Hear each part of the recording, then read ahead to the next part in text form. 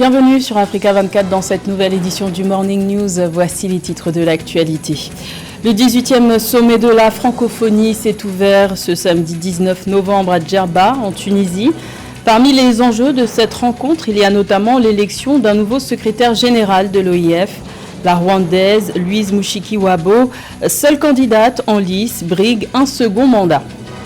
Clap de fin de la COP27 à Sharm el-Sheikh en Égypte. Malgré la prolongation d'une journée, la conférence mondiale sur le climat ne s'est pas conclue sur un accord, au risque d'accroître la fracture déjà existante entre les pays industrialisés et les pays vulnérables. Toutefois, 4 actions ont été retenues.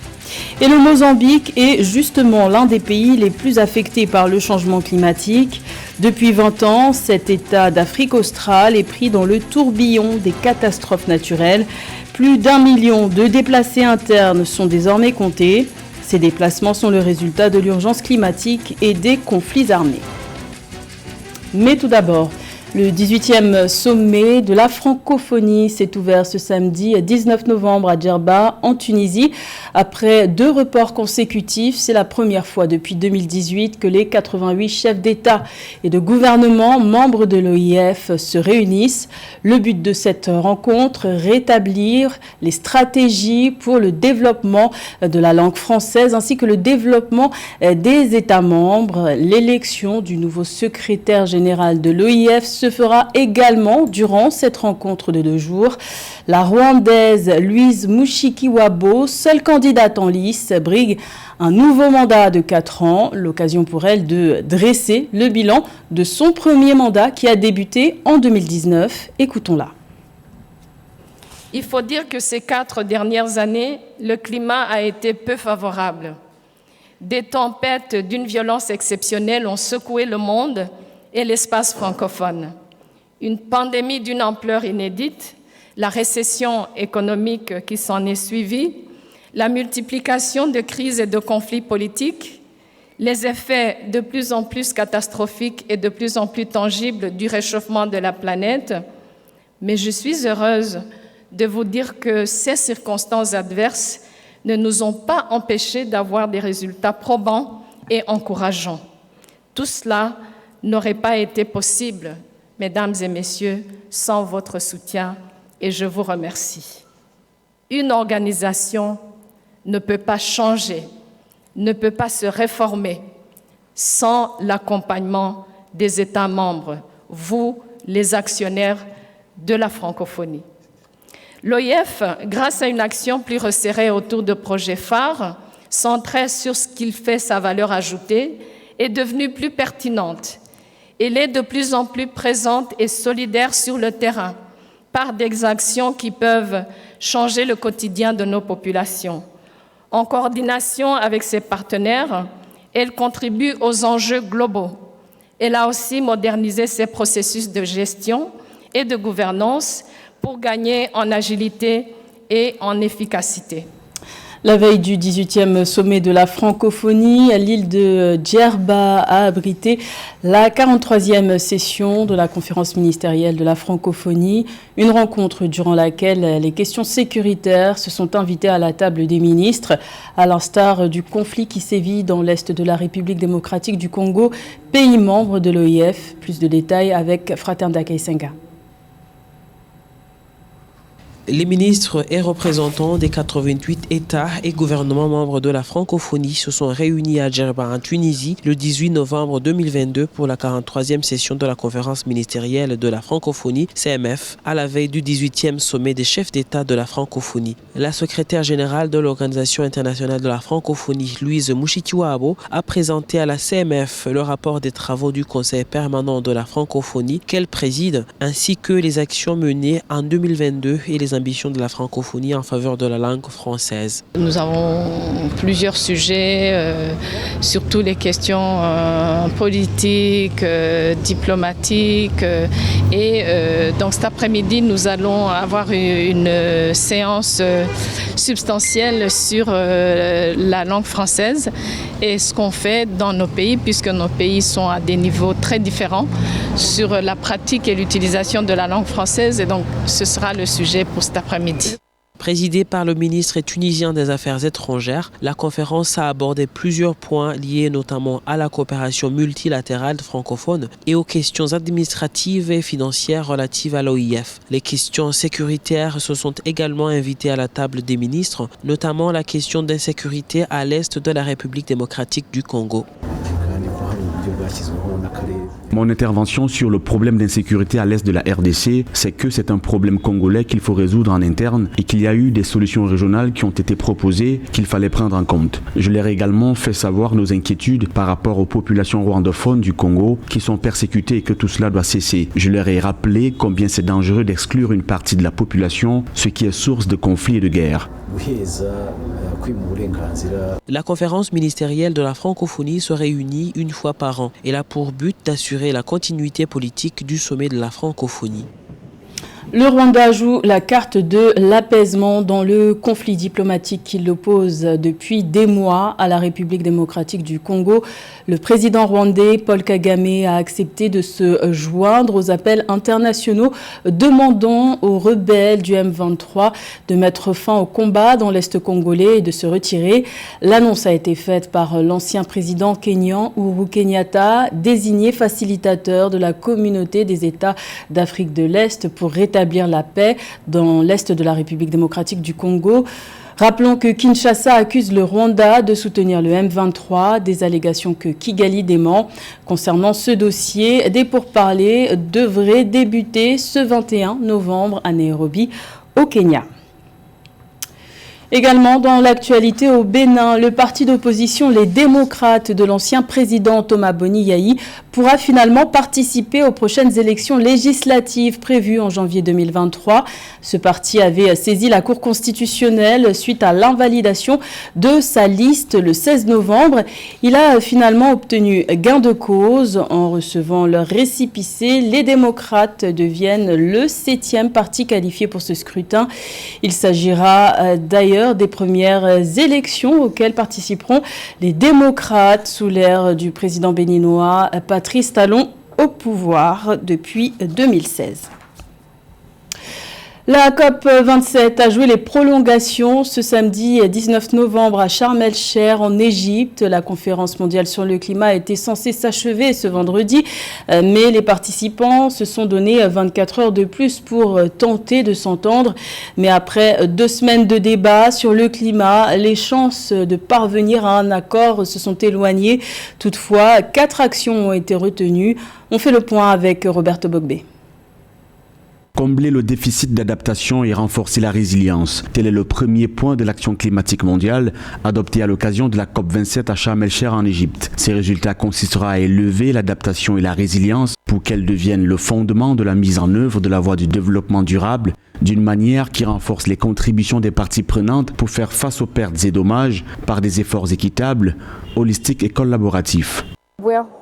De nombreux pays se sont engagés à décarboniser leur énergie renouvelable. Comment savons-nous jusqu'où ils sont parvenus et quelle est la manière courante de rendre compte de ce genre de choses afin qu'il y ait une compréhension commune? Et lorsque les pays sont en retard, ou même dans le secteur privé, lorsque nous sommes en retard, comment savoir quelle est la chose qui nous aidera à combler cet écart? Donc, c'est vraiment formidable pour nous d'y penser. Tout cela est urgent à présent.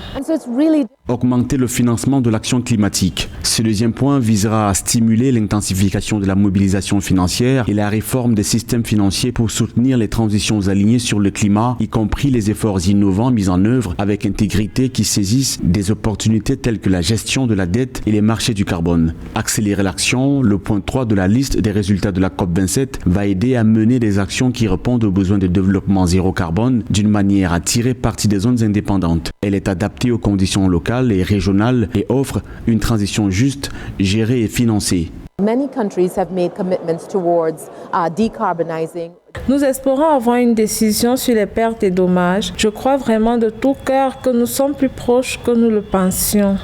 Je sais que c'est difficile. Je ne perds pas l'espoir que représentent les pertes et dommages parce que c'est un énorme besoin et sans limite. Vous savez, les pertes et dommages à chaque rencontre s'accumulent.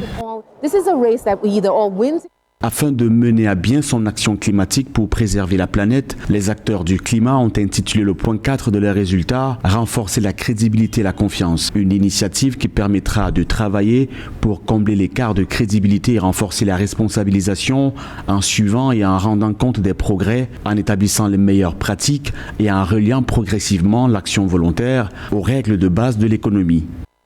Dans le reste de l'actualité, en Guinée, le colonel Mamadi Doumbouya, président de transition, a procédé à un nouveau remaniement partiel du gouvernement ce vendredi 19 novembre.